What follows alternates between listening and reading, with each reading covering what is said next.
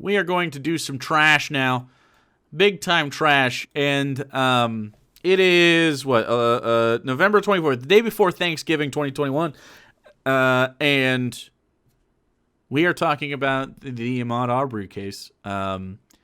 The 3 murderers were charged with his death and convicted of it. And so they will. There's a little bit of justice for a man that was lynched. You know what I mean? He was lynched. So this is a good day. Now Tim Pool is pretty unhappy about this. If you don't remember the Ahmaud Arbery case, this got a little buried under the Rittenhouse shit while this was going on, which happens. But basically, he was just out in a neighborhood and he looked at a property, and then some white dudes tracked him down and murdered him. You don't really need to know more than that because that's what happened. And this has been, for some reason, a tremendous focal point of political discourse in America. It doesn't seem like it should be. They killed, like this says, white father and son are both found guilty of murder of Ahmaud Arbery after Georgia jury rejected their claim that they killed unarmed black jogger in self-defense. Third defendant is also found guilty. So we're going to go over this in general. I don't know why the right wing was so... Yeah, preemptive yikes. I haven't watched this. He could say all sorts of shit. Tim Pool's usually one to couch his language a little bit differently. Now, his co-hosts might not be, but I don't know who he has on. If he has anybody on, he looks like he's from his house. This is just Timcast, so yeah, this is just his. He'll be alone. Or not Timcast. It's not Timcast specifically. But yeah, people, because the guy was black and he was lynched, they didn't want the someone to be convicted of something, because if it is, it's sort of admission of the fact that racism is still a pretty bad problem in America. And for some reason, people have tied so much of their personality to the idea that we're sort of post-racial that they'll latch on to bad shit like this. Shit that, like, you shouldn't defend this kind of stuff, right? Because there's no winning it, you're just going to look like a piece of shit. And then because you're stubborn and you have no spine, you won't be able to be like, you know what, I was wrong about that. It's really wild. It's really wild stuff. This is the kind of stuff that that the right constantly does, where they'll back a bad thing, they'll triple down on it, and they'll be way too confident about something, and then it won't go their way. Wild stuff. Meanwhile, like, they'll say, like, oh, but Rittenhouse, and it's like, no, none of us. I don't know who among us on the left thought that Kyle Rittenhouse was going to go to prison, right? It was always like, dude, it's a kid that's gonna shoot a gun. He shot a gun and he killed some people, and it's gonna be like Second Amendment shit all over again. But now they're defending lynchings, bro. Like, what? So anyway, here's Tim Pool. In the criminal trial over the killing of Ahmaud Arbery, all 3 defendants today have been found guilty. Now, this case got a lot of attention when all of it first went down. But over the past couple of weeks, the Kyle Rittenhouse trial was underway, and that was more overtly political and dominated the news. Meanwhile, this trial was going on. Many of us were passively keeping an eye on it, but it wasn't overtly political. Well, now we have a verdict. All 3 men found guilty, and of course, it has now become political. You see, a lot of people on the left had been saying the whole time that Kyle Rittenhouse being found not guilty was proof the system is broken. Wow. But now we have activists outside the court cheering. In fact, when the judge read the first count against one of the men accused of murder, a man in the courtroom elated, cheered. And the judge said, "Get that man out of my courtroom, please, no outbursts." These activists are now celebrating.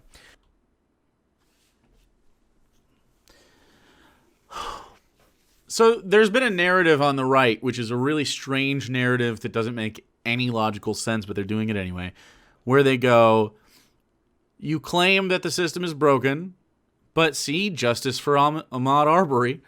And it's like, that's They're cheering because the system should work. They shouldn't have to cheer and get invested in this kind of stuff. The entire point of this, and like Jimmy Concepts, James Lindsay, tweeted like, "Oh, the narrative, the woke agenda and narrative is falling apart because Ahmaud Arbery's murderers were put to jail." It's like, what narrative? The narrative is that the justice system is not good. It is not a good system. And you make noise about that so that it does become a better system. A little piece of that better system, what the system could be, pokes through, and you think we're mad about it? Thank you. What do you what do you think the point is? Like, it implies that the only reason the wokies care about this shit is so that they have something to complain about, which maybe is some projection or something from the right. Because really, it's about, we don't want to have to bitch about this shit. I would love to never have to bitch about another political thing, ever. I'd be 100% comfortable with that. Wouldn't it be nice if we just all agreed on obvious shit? You know what I mean? But no. They think this is somehow a loss. They just can't just take it. Like, you thought that this was a justified lynching. That was your stance on this. And the system that we say is broken, you go, well, obviously it's broken, right? Because this happened. Pick one. It's like, we don't have to pick one. It's just so weird. Plus, let's just say the judge in the Kyle Rittenhouse thing, and don't get me wrong, the Kyle Rittenhouse thing, I never thought he was going to go to prison, ever. But I mean, it's pretty clear that judge liked Kyle Rittenhouse, like specifically deferred, and was biased towards Kyle Rittenhouse. You could say that wouldn't have changed the case at all, and maybe that's true. But clearly there was bias in that courtroom. This is just a scenario where we don't want that. So is the justice system broken, or is it balanced? In this case, I'll give you my straight opinion. I think it's also his dad that made the outburst. Wow. All watched what happened with Kyle Rittenhouse. We had a very overtly political story and a lot of interest for us that are politically motivated to figure out what was going on. This was a Black Lives Matter riot that had been going on for several days. Kyle Rittenhouse went out and was rendering aid to everybody. And then he ended up firing in self-defense on more than three people, shooting three people. But most of us knew this was self-defense. In the case of Ahmaud Arbery, this is a story about a young black man. Even a broken clock is right twice today. Who had been entering a home under construction on more than one occasion. And many people accused him of, or believed that he was casing the joint or trying to steal something. Okay, let's say, although I disagree with this, let's say he was casing the joint. What is, in the world's greatest country, America, what is the correct recourse to take if someone is casing a joint? Do you think it's a lynching, Tim? Do you think people casing joints ought to be lynched? Seems a little like a thought crime to me. You know what I mean? Let's just steelman it. Let's actually steelman it. Let's say Ahmaud Arbery is everything they said he is, which is not the case, but let's just say it is. Do you think a lynching is reasonable? How? How could you possibly? At best, you go, hey, man, what you keep coming around here for?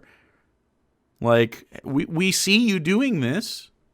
You know what I mean? But really, it seemed like he liked to chill there when he jogged at night.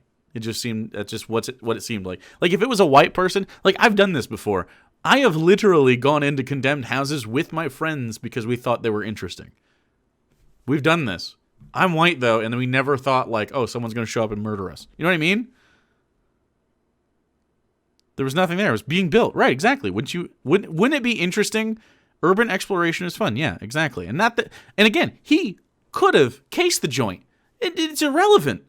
You've done more than that? Exactly. But look, you could have literally gone into houses and stolen shit. You don't deserve to be lynched, no matter what. Just isn't the case. Now, I do understand if you invade someone's home where they're in it and they pull a gun on you because they're worried about it. You're rolling the dice there. I don't think you deserve death, but I do understand why sometimes that situation will end up in death. Does that make sense? But this isn't what was happening.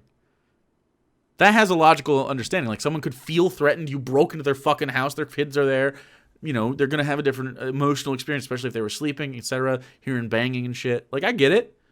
That seems reasonable. I don't think anybody thinks, like, anyone who goes into a house deserves to die. Like, what if they were just drunk and they were in the wrong house on accident? That happens, too. You know what I mean? In Ahmaud Arbery's case, he was jogging, and then there was a house, and they were speculating on his intent. That was it. That's a lot of casing. It's just so much casing. It just seemed like he enjoyed chilling, but whatever. In both Urban exploration's dope. Both stories, we have a group of people believing that they're chasing down justice and attacking someone.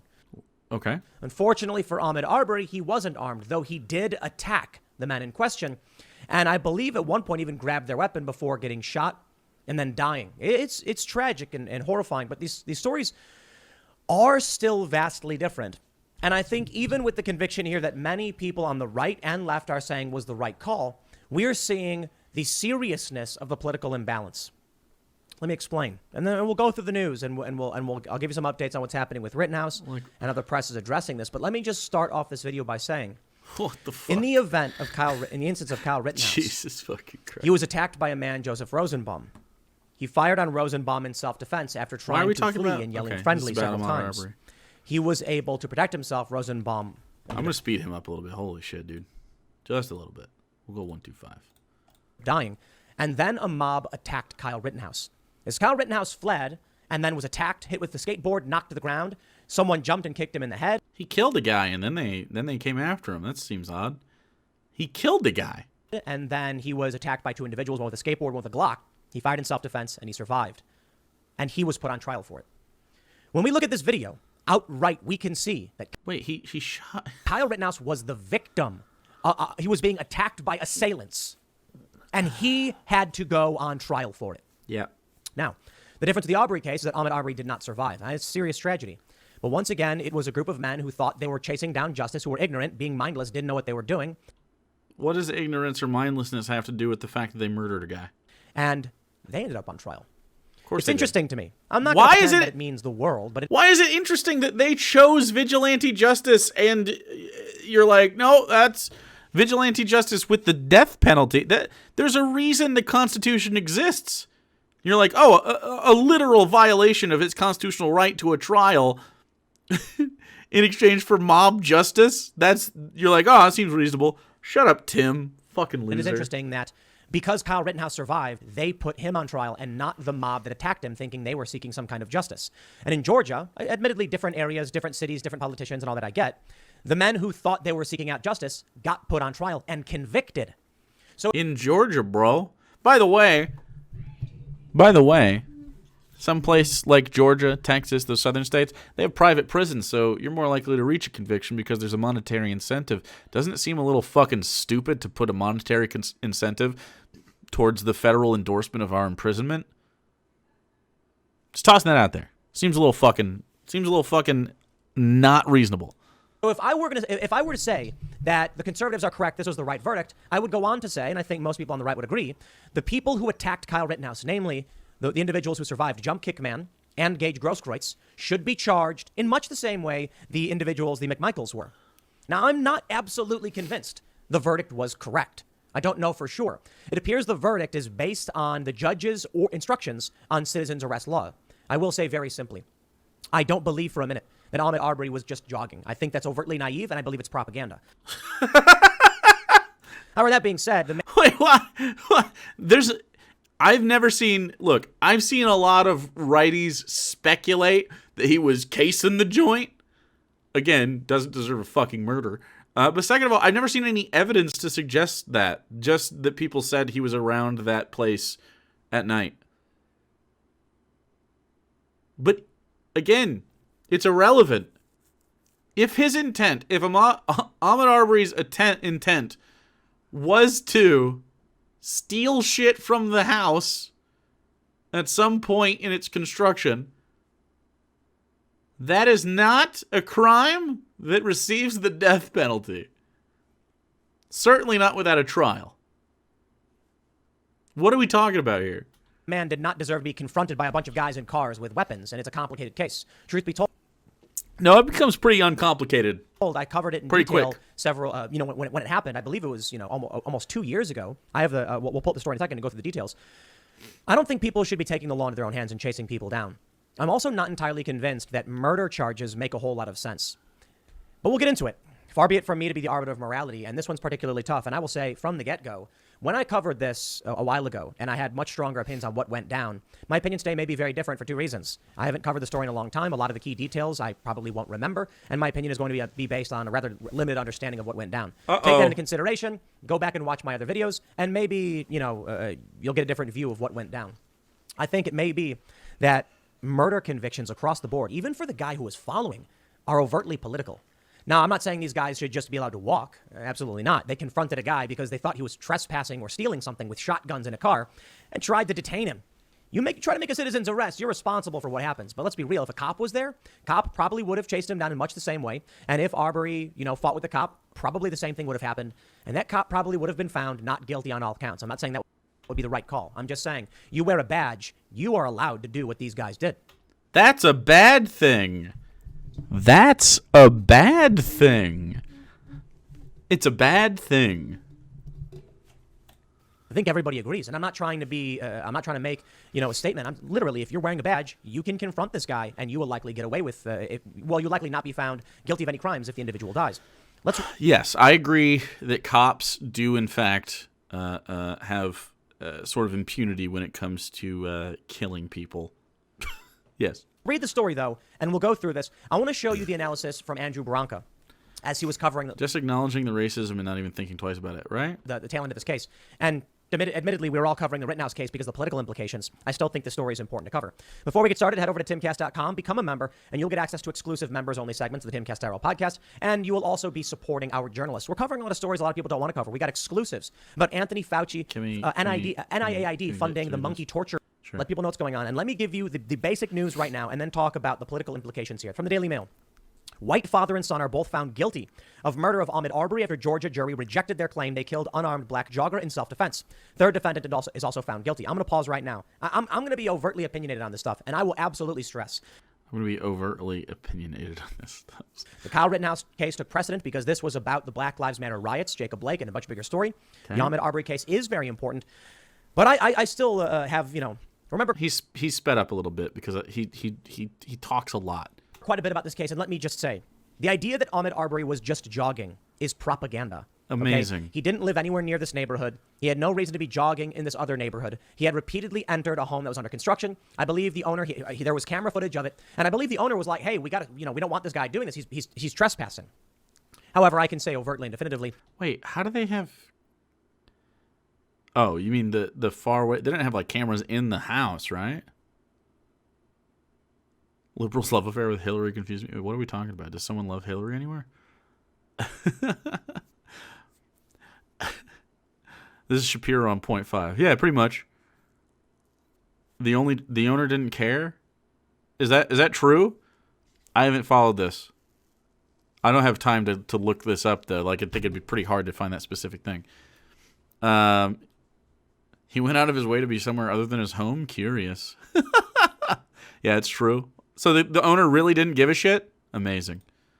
Trespassing does not warrant death. That should be obvious to everybody. And the owner didn't care and said he didn't steal anything. But let's read. Now, what I think is really interesting is they also go on and say the third defendant is also found guilty. This is a guy who was just following in his car.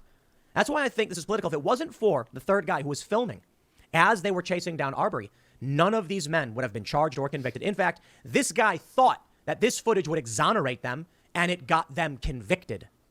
Here's a story from the Daily Mail. They say, all three defendants in the Ahmaud Arbery trial were found guilty of murdering the black jogger in February 2020.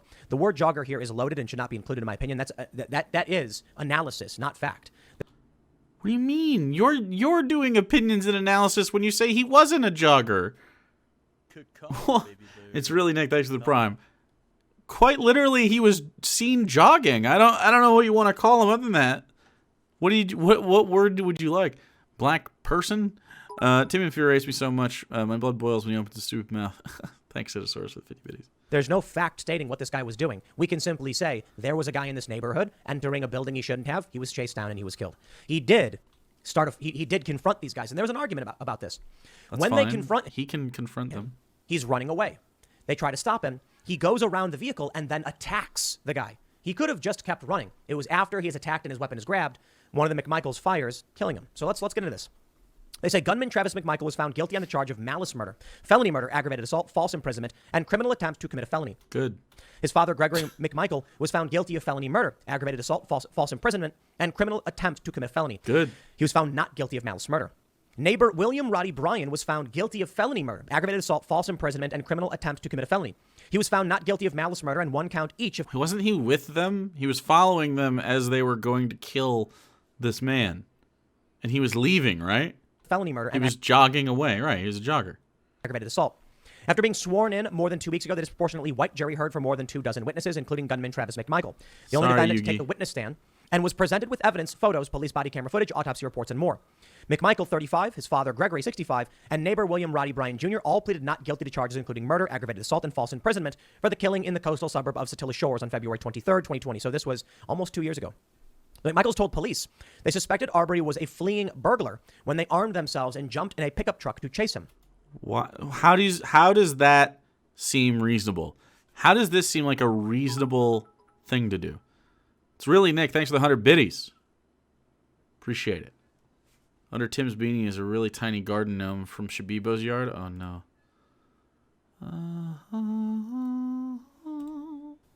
Now, I want to show you this here from Andrew Branca. He's going to be on Timcast IRL tonight. We're going to be talking about this, and this will be fascinating. It's going to be a really important conversation.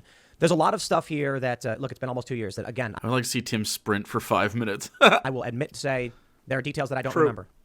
But I think it's important to say all of these conservatives are jumping on the bandwagon saying, see, the right verdict was reached here. I don't think any of these people know anything about what happened in this case. And I'll tell you this, I don't know if this was the right verdict, but I would lean towards, I believe it was overly egregious. I don't like that Ahmaud Arbery lost his life. I am disgusted by the fact that he lost his life. I believe that if a group of guys in trucks surround me and a guy's got a shotgun and they're like, stop, I'm going to be like, no. And then you got to make a decision, fight or flight. Just because they believe this guy was committing a crime doesn't mean they have a right to do what they did.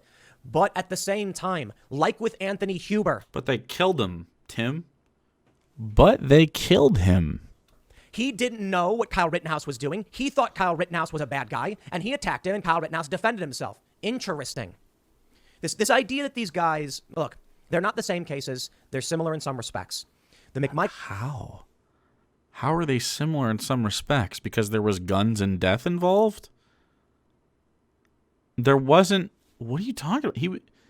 They were in trucks. They were running him down with guns, and he was just outside. Like, this isn't even close. Michaels and this dude were vigilantes. They believed they had a right to stop this guy. Kyle Rittenhouse had an AR-15 in his hand. And when he... What do you mean? Kyle Rittenhouse didn't attack the mob. He ran from them. He killed a guy and then people ran at him. By the way... Ahmaud Arbery initiated the fight. So therein lies the deep question. Was Travis McMichael allowed to defend himself when Arbery placed his hands on his weapon? Let me give you some of the details here real quick. It's from the Wikipedia entry that I do not believe will be entirely fair and accurate. So we'll need to have a bigger look. I'm going to say outright, I don't know. The jury reached its verdict. I was not as well versed on this story. I didn't interview 7 witnesses in the Ahmaud Arbery case. We did with Rittenhouse. Rittenhouse was big and it was political. On February 23rd, 2020, Ahmaud Marquez Arbery, they say an unarmed 25... Is he going to read this whole thing? Holy shit. ...year-old black man was fatally shot in Satilla Shores. Is this really what he does? He reads the Wikipedia page about it? Oh my God. All right. I don't know why they have to include unarmed. It's always about propaganda. They say Arbery had been pursued by... He was unarmed. What do you mean? You don't know what? Because he was... What? How is this? What do you mean? That provides incredible context to the thing. That's not loaded or political. What a dumbass. He wasn't armed, so he poses a literal smaller threat. That's incredible.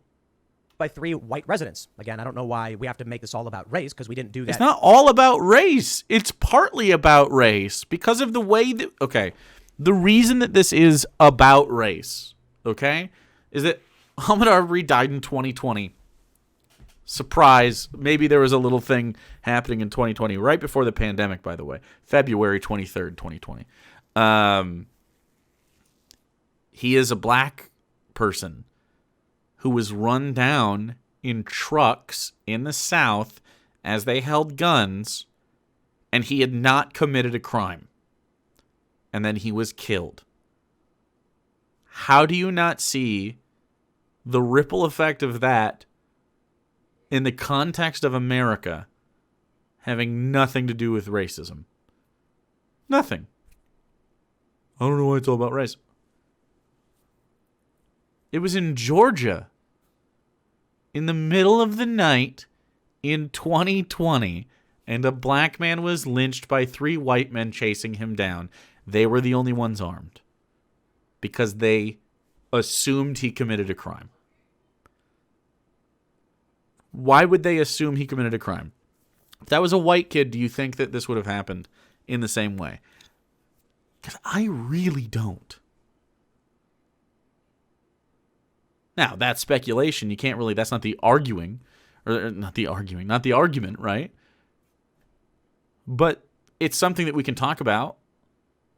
Certainly. It has no bearing on the outcome of the case, but socially speaking, we should discuss that. Do we think the outcomes would have been different had Ahmaud Arbery been a white dude? And I mean, just gut reaction to our experience shared in America. Yeah, I think it would have been a little bit different. I do. Especially if he was a white woman. Imagine 3 men killed a blonde white woman in the exact same manner. Okay? A blonde white woman does the exact same actions as Ahmaud Arbery did. Jogs in the area, stops at the house multiple times. Then they chase her down and kill her with a gun. Can you even imagine that scenario occurring? Can you even... Would they have even gotten in their trucks to chase this person down? Of course not. But imagine if they did kill her. Closed and shut case. This wouldn't even be national news.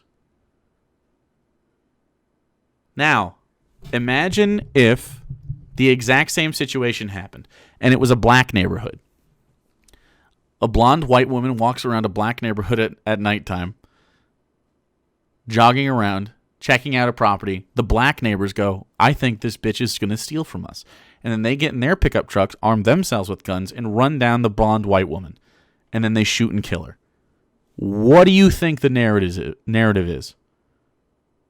Exact same thing. She's doing the exact same thing. You could say she's casing the joint and she intends to steal stuff. Imagine the right wing glomming onto that fucking exact situation. They'd be like, holy shit, they're murderers.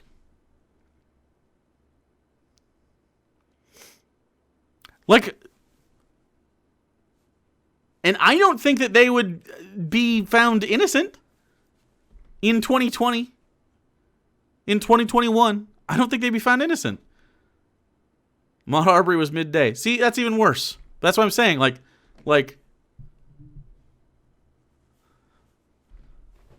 of course it's about race. Race plays a component to this. It just does. They'd want the death penalty. Of course they would. They would definitely ask for the death penalty. And they'd call them thugs. They'd call it a gang of black men murdering a white woman. They would, I mean, just think, like, you know for a fact this would be different. Travis McMichael and his father Gregory, who were armed, and in one vehicle, William Roddy Bryan, who was in another, pursued. After Travis exited his vehicle and wielded a shotgun, Travis and Arbery engaged in a physical confrontation. They omit the fact that it's actually Arbery who initiated the confrontation, during which Travis shot Arbery. What do you mean he initiated the confrontation? What? He exited his vehicle and wielded a shotgun. Do you think that might be the first part of the confrontation? No, you don't? Huh. Arbery. Police interview transcripts detailed that Gregory initiated the chase after seeing Arbery running past his house. That I believe to be true, suspecting that Arbery had committed burglary or theft in Satilla Shores. But no evidence has emerged of Arbery doing so, and I believe that's correct. Some people say that he did steal. I don't believe, as of right now, that there's evidence of that. Again, you can go watch. 5 times in 5 months. He'd been there 5 times in 5 months. But security videos show that he had not touched or taken anything. Okay. Huh. My other videos where I cover this in greater detail.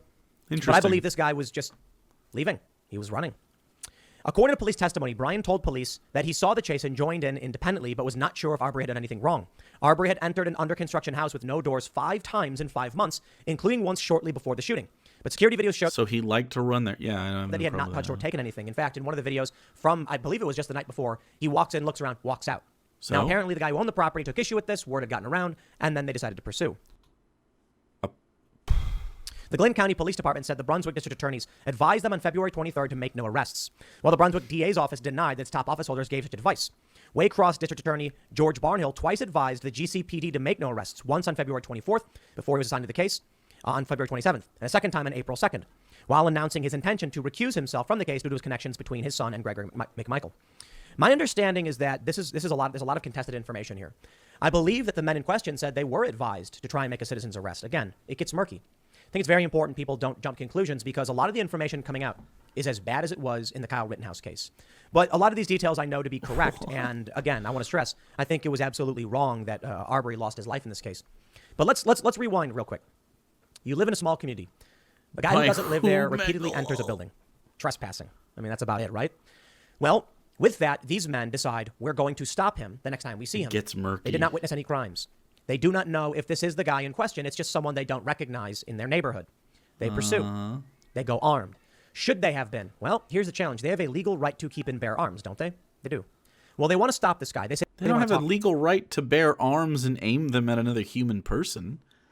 What do you mean? That's immediately a threat. You can have arms, but you don't get to fucking wield them for intimidation. To maybe perform a citizen's arrest. This was a bad idea. My view of it is, don't go chasing individuals. Call the police, take the videos, submit it, let them handle this, because they have certain legal protections. Well, these men tried to pursue him. Again, my understanding is that when Travis McMichael exited the vehicle, they were in front, not behind Ahmaud Arbery.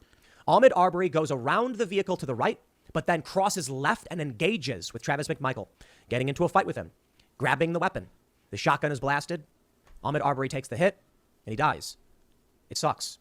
Do you blame Ahmaud Arbery? A lot of conservatives have pointed this out. Yo, if 3 guys in trucks are driving around me, they pull up, a guy gets out with a shotgun, you think I'm going to be like, do whatever you want? No, I'll defend myself too. In that capacity, I think it's a fair argument that Ahmaud Arbery, seeing a man with a shotgun standing in front of him, decided, I got to defend myself. This is a perceived threat. It's an interesting argument. I don't know for sure. What I can say is, I don't know how It's not an interesting argument.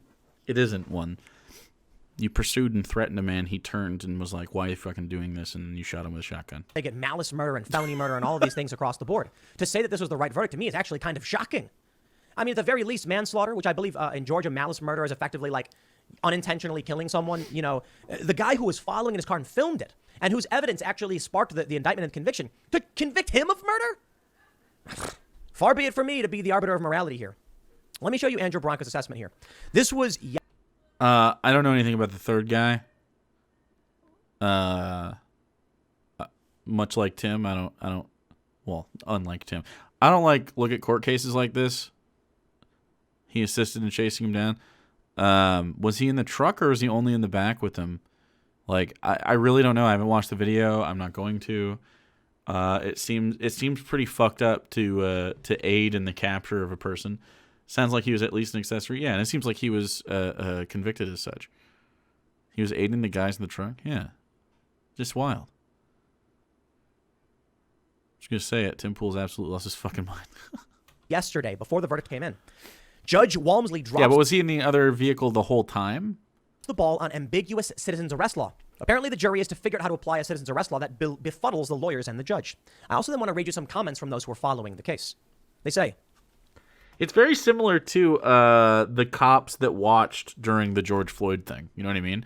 That's kind of the point. You have an obligation, when you make yourself part of the group that ends up killing someone, you have an obligation to try to mitigate that. Today, the jury heard the last argument and received their instructions in the Arbery case, in which defendants Greg McMichael and Travis McMichael and Roddy Bryan are each facing a count of malice murder, 4 counts of felony murder, and then the 4 predicate felony counts, aggravated assault, false imprisonment. He says, the entire case essentially hinges on the question of the underlying citizen's arrest. If the effort to make a citizen's arrest of Ahmaud Arbery was lawful, then everything that follows was also likely lawful. Conversely, if the effort to make a citizen's arrest was unlawful, everything that follows was unlawful. And both sides... That's not true. What are you talking about? That's not true. Wait, what? Wait, if the effort to make a citizen's arrest of Ahmaud Arbery was lawful, then everything that follows is likely also. That's not even a good argument. Who the fuck? What? This was a fucking legal professional? That's a terrible thing. What? Are you telling me there's no way that you could arrest someone by the book and then there's no way that you could violate the law after that point?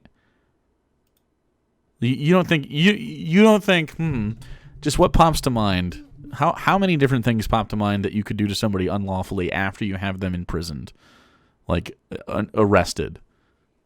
You know what I mean? Like, there's lots of things you can do when you have someone cuffed to something. You know what I mean? I keep saying you know what I mean because you know what I mean. I don't want to get into it, but there's lots of different things that you could do that are very unlawful. I'm not sure I'm interested in listening to the rest of this. I'll wait till the end of this, and if he says anything more interesting, we'll talk about it. But it seems like he just keeps going over the different...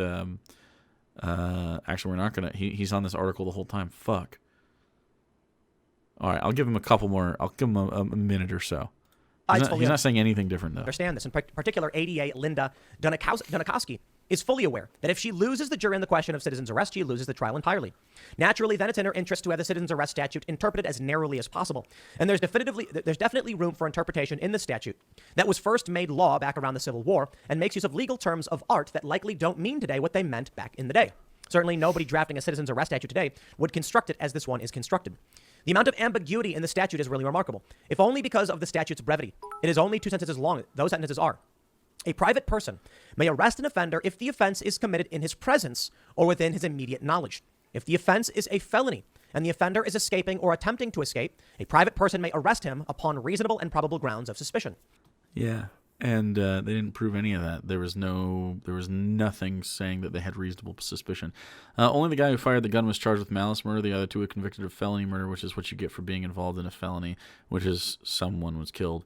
They were also charged with assault and false imprisonment. Interesting. Thank you, Astro Fox, the 100 biddies.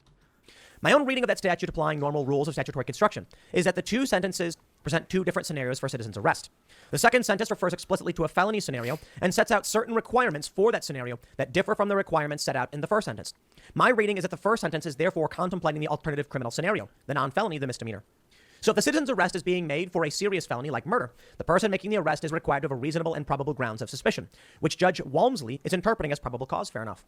If the citizen's arrest is being made merely for a misdemeanor, however, then probable cause is not enough. After all, an arrest is a real burden on the person's personal liberty and ought not to be done lightly. I agree. Before we'll allow a citizen's arrest for a relatively minor... We shouldn't allow citizen's arrest. I'm just tossing that out there. Like this is, like, vigilante justice is, like, super not cool. Now, self-defense and stuff like that, totally reasonable, but not mobs of people hunting down other citizens because they... want to, like that's like witch hunt shit, dude. Crime, then. Imagine shoplifting, for example, will require more than just probable cause. Will require that the offense was committed in the presence of the person making the arrest, or that they have immediate knowledge of the offense, perhaps observed from a distance. So my reading of the citizen's arrest statute is that the first sentence refers to arrests premised on a misdemeanor offense, and the second to felony offense. ADA Dunikoski urges a different reading on the statute. She argues that the first sentence is supposed to apply to all citizens' arrest, whether for misdemeanor or felony offenses, such that any citizen's arrest requires that the offense be committed in the presence or within the immediate knowledge of the person making the arrest. The second sentence then adds additional conditions, the probable cause requirement, that must be met in the case of felony arrests. The construction makes no sense to me, if only from a public policy perspective. Why? Because it makes it easier to make a citizen's arrest to constrain a person's liberty if they've merely committed a misdemeanor like shoplifting than if they've committed a heinous felony like murder. That doesn't make sense to me. In addition, if we're supposed to read in the presence immediate knowledge into the second sentence, then the probable cause language in the second sentence serves no purpose. If the offense occurred in your presence or with your immediate knowledge, you have a degree of certainty that's vastly greater than mere probable cause. You know for a certain the offense happened. Probable cause is merely a probability that it happened, less than certainty. It's like saying that before you can make any arrest, you have to be 100% certain of the offense. But before you can make a felony arrest, you also have to be 51% certain. That makes no sense. So as you might expect, I favor my reading of the Georgia statute over that of ADA Dunikoski. And that makes sense. Dunikoski is the prosecutor who wants Raleigh, thanks from the... In any case, however, at the end of the day, the question of how this law is to be applied in this criminal trial is not up to me. And it's not up to ADA Dunikoski. And most definitely of all, it's absolutely not up to the jury, whose job it is to be the finder of fact. The person in charge of the law is the judge. And this Judge Walmsley abjectly failed to determine the law. And in a trial with 3 defendants looking at life in prison, that's contemptible professional failure. Remember, the key issue is whether the 2 sentences in the citizen's arrest statute are intended to be melded together so that I love that he always finds somebody that agrees with him. both apply to all arrests, or whether the conditions of the first sentence refer to misdemeanor arrests. I feel like we don't do that on this channel. Is that weird? Like, I feel like we always listen to someone like this, and we go, wait, no, and we look at what the real thing is. You know what I mean? We go, like, look at the actual, like, stuff, the facts, usually. Slow Dog! Thanks for the 100 biddies. Tim ignores the fact that the DA wasn't going to press charges until the video got out and public outcry forced the matter. The system was going to let these guys off. Wow. Wow. All right. So he's not really saying anything new here. Pretty much what it comes down to is Ahmaud Arbery got a little bit of justice. The justice he really deserved was to never be killed in the first place. To never allow a system that allows for vigilante mob justice for people that are vaguely making someone else uncomfortable. It wasn't even their house. They were just like, oh, that guy might be stealing stuff. He wasn't. They were speculating. And then they went out and they got what they deserved. Totally honestly. I mean, you can't fucking mob justice people. He has the right to not be hunted like the most dangerous game. Ahmaud Arbery did. But these people failed him. So they didn't even know the owner. See? Like, just wild shit. So, like, people that made the Ahmaud Arbery case their entire personality, like the fucking, what's that guy? Atheism is Unstoppable. His literal @ on Twitter for a long time was, and I don't know if it still is, he might be banned, was he wasn't jogging. Like, your whole personality is about that shit. That is sad shit, bro. Anyway, so that's the end of the video. Tim Pool videos are rough.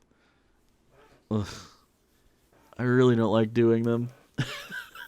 This one was important though, so I'm glad it got resolved in some way. Hopefully the family gets some sort of civil ruling as well.